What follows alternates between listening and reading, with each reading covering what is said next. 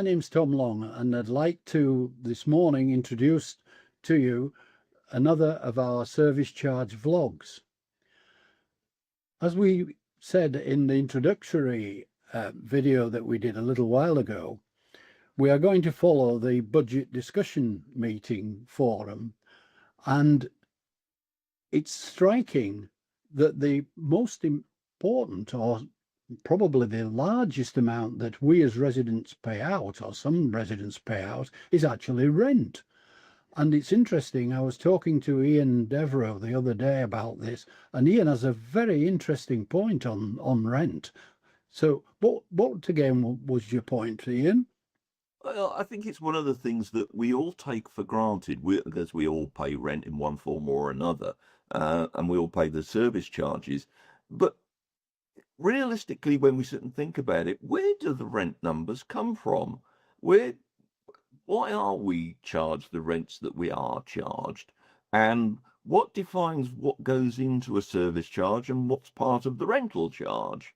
It's a question that you sort of gloss over. You think about it and you look at the bottom line and you think, oh, well, that's what I've got to pay every month, and off you go. But actually, what's it mean, Tracy? So I think most importantly, and I'll share this with my colleagues as well, because I think we've all got little bits of different expertise here, but I think it's probably most important to describe what's the difference between rent and service charge in a really kind of clear and simple format. So for me, the difference is rent is what you pay for your home. So it covers things like maintaining the building, keeping it safe, and providing the accommodation itself. So it's your property. I think service charge are separate, and they cover the shared services and the day-to-day running of the scheme itself. So if we think about it from a resident perspective, think about it as rent is paying for your home, service charges is paying for the services that support how your scheme runs. Antony, do you want to give a bit more context around the rent side of things? Yeah, I mean, I in my mind, I always think rent stops at your front door, Richard. Is that roughly kind of right? That's how I've always had it. Pretty much, yeah. Yeah. Good synopsis. And I mean, rent for us, that is, yeah, that's how we run our business effectively. And we have an agreement with the government in terms of how our rents increase, certainly for our social rented housing. I think we're all social rents now, aren't we, Richard? Pretty much across the country. In the main, yeah, probably. In the main, there's still a few oddities going on, but yeah, in the main. Yeah, we converted to it in a lot of places, and with social rent, we get a very set formula each year in terms of how much we can increase the rent by. So we can't just suddenly unilaterally say we're going to hike it by 15% next year. That's not what we've got in place, because the government regulates it. And what the government really wants to do around rents actually is they want us to be maintained as a business. They want us to thrive and to maintain quality services, good quality properties. But we have a duty as a housing association as well to build more housing, to create more housing stock. So I think the formula we've got in place currently, and you're probably going to correct me on this in a minute, Richard, is the rate of inflation, which I think is the CPI. September, yeah. It's the September CPI. Yeah. So it's the September CPI rate of inflation plus 1%. So that's how it increases. And the idea is that it helps us to keep up with our costs as a business, so we can maintain that with a little bit more on that to make sure that we're growing, we're creating more social housing schemes. Thing I'd really like to understand, Richard, is, I mean, how do we start in the first place? Because we've got this social rent formula, haven't we, in terms of dictating how much a rent's going to be. How is that calculated? Because I know when we have new schemes, we come to you guys and we say, what is the rent going to be for a one-bedroom flat in Brighton or somewhere? And you guys seem to work up some figure from somewhere. We do, yes. So there's a sort of 3 or 4 factors that go into setting a social rent. It's had many names over the years: social rent, target rent, relet rent, formula rent. It's all the same thing. And it's actually based on a calculation that was created in 1999 It's not changed one iota since then. It's still exactly the same. You work it out based on the same basis, and each year you add in your percentage increments, like you just said, your CPI plus 1. And then, so you add 25, 26 years of increases, and then that gets you to the rent as at today. So just to sort of confirm, we're talking about social rents here. This isn't this isn't to do anything to do with anybody on a shared ownership rent. That's a different calculation that I'll briefly sort of touch upon in a minute. But ultimately, the rent calculation is based on the valuation of the property in 1999, the number of bedrooms, the average earnings for that area in 1999, and a regional earnings. So there's all this information. Those are the main four. All this information goes into a big calculation, and percentages and all that. And then, like I say, you increase it up to the current year. The extra sort of step we have to do with new developments is that we have to sort of predict or calculate a valuation for 26, 27 years ago. So again, there's another spreadsheet, magical spreadsheets, that does this calculation for us. And again, it takes sort of regional costs and things like that. And like I say, it's a huge old spreadsheet, and I won't go into the details of that because I don't want people to kind of fall asleep there. So yes, so it's and then, like you say, every year it gets increased by that percentage. That's what's set out in the rent standard, and that's what we have to follow as a social landlord. There was a time a few years back where it wasn't CPI plus 1. It was, they actually introduced sort of a -1%, but for the foreseeable future, we still have this percentage increase. And also for next year, we do have something very slightly different that we'll come on to probably in a later vlog, and that's something called rent convergence. So just to make you aware, there's something slightly changing with the rents from April 2027. It does seem a very strange way to manage rents, but I suppose if it's the legislation in the government, then there is nothing, it's out of your control, and by the same token out of our control. So it is something that in effect we don't just have to put up and pay for it, but that's why we have the opportunity to vote every 4 years. So it's government, so we don't blame Housing 21. Well, we do, but it's not you directly. There is just one small point there, guys. You're using some jargon that many of our viewers might not understand. What is CPI?